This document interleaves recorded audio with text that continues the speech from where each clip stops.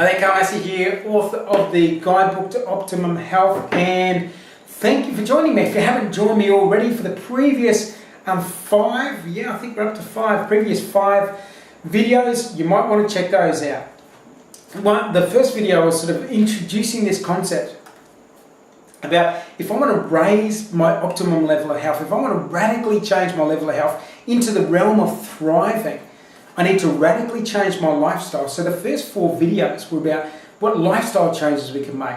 And now we get into the tricky one. And this one is poorly understood by most medical practitioners. It frustrates me. I get a little bit fired up about it. This fifth pillar is about mindfulness and the realization and recognition that if we're getting a prescription and if it just involves some medication, we're missing out on understanding what might be going on in here. And I talked to you in the first video about this study of epigenetics. And epigenetics means above genetics. And one of the basic premises or findings in this field of epigenetics is saying that the environment affects the expression of the genes in our body. So we're not just, dependent on whatever genes we've got. Because we've got these genes, we're going to have this level of health or low level of health or whatever it is. Epigenetics says depending on how the environment is around our cells, that affects the expression of the genes. So we get to mindfulness. So for me, mindfulness again is a big topic, and it's one of the biggest sections in this book. I have this theory, backed up by a lot of research in the mind-body space and the integration of that. So it becomes more than a theory. It's this idea that if we want to radically change our health, we need to radically change our personality. And what I mean by that is our personality is dependent on our behaviour. Our behaviour is dependent on the feelings we experience. The feelings we experience are dependent on the thinking we do or the beliefs we have. So if we reverse engineer that, the beliefs I have cause me to feel particular feelings, which causes the expression of certain genes in my body, causes me to behave a particular way. The behaviour I have affects the lifestyle choices I'm making, which affects not only those lifestyle changes, not only that genetic expression, but collectively as a whole starts to deteriorate my health. There's a fantastic study, and I forget off the top of my head now what the study was. But who actually conducted the study? I think the study was done in about 2004. So what they did was looked at two hotels.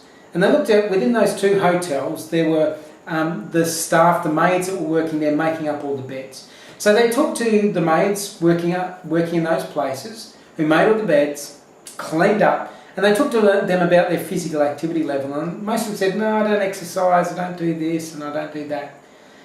What these researchers, realised and were well aware of is the amount of physical activity they do through the course of the day of them just doing their work is actually more than the American Surgeon General recommends for, optimum health or minimum level of physical activity for a healthy body. So what they did was, in these two separate hotels, they told one group, they said, do you realise that the activity you're doing through the day is actually more than the Surgeon General recommends for optimum health or for meeting your physical activity requirements? Did you realise that? And as they took that in and understood that, they're like, oh, okay, that's pretty interesting. The second group they didn't say anything to. They come back 1 month later, and what actually happens is the group that were told that they were actually physically doing enough stuff to create optimum health, doing more exercise than is recommended by the Surgeon General, they actually reduced weight. They lost weight, they reduced their body fat, and there was a whole bunch of other metrics that they measured that actually showed that they had lifted their level of health as a result of just the belief that they were actually doing something physical for their body.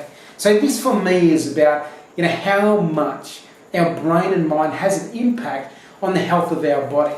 And for me, again, it's, if we get down to one of the best things we can do for the physical health of our body, it's meditation. So meditation is where we deeply relax our body. It's this idea of mindfulness. We bring ourselves down, wind ourselves down. What we're actually doing is winding down our nervous system, relaxing our nervous system. And when we relax our nervous system, we relax our body at a cellular level. And when we relax our body at a cellular level, the body can start doing the self-healing, rejuvenation, regeneration of the body, which is what it does if it's given the environment to do so. So when I talk about changing our personality, what I talk about is changing the way we behave and the way we think. If we change the way we think, if we change our beliefs, we change what genes are expressed in our body. And again, there's some amazing research. Dr. Joe Dispenza is doing some incredible research on meditation, the impacts of it. He's got neuroscientists measuring people's brain activity while meditating. There's been research done with long-term meditators organised through the Dalai Lama and some of those Tibetan monks. And again, showing these amazing positive benefits, but also showing that different genes are turned on and off as a result of this meditation. So for me, and again, this is pretty hard for me to describe in just a few minutes, this idea of mindfulness when it comes to health. But for me, it's about if part of the prescription that someone gets for their health doesn't include something to do with working on the mind and working on the emotions, then it seriously is missing. Because it means that if I do something, if I get some medication or I get some operation done and I come back and I haven't changed my level of thinking, haven't changed my mindset, if I'm still the angry person that led to or contributed to that disease happening, if I'm still that angry person, what's the likelihood of that disease being repeated?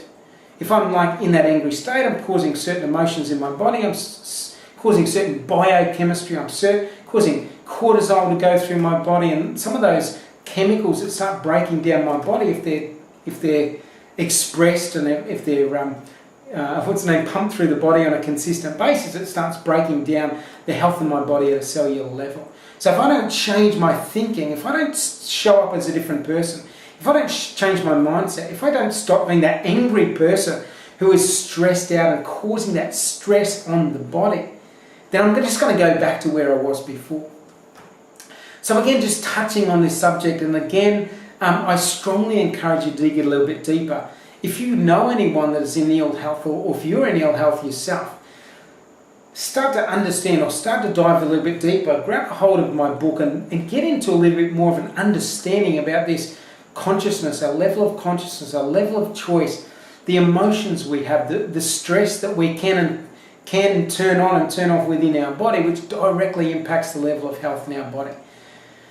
So again, big topic, and I could talk on it for hours and hours, but I do need to stop it there. I'm conscious of your time and I don't want to take too much more of your time. So there we go. We've talked about previously the 4 pillars related to lifestyle. Now we're getting into the 2 pillars which relate specifically to changing our personality. And when we change our personality, as Dr. Joe Dispenza says, we change our personal reality. We change the result we get when we change this thing in here. It's fascinating stuff. Yeah, and we'll just leave it at that. So again, if you've got any questions for me, drop down below. That'll fire you off to my website. Connect with me on Facebook there, or drop me an email to ask me any questions.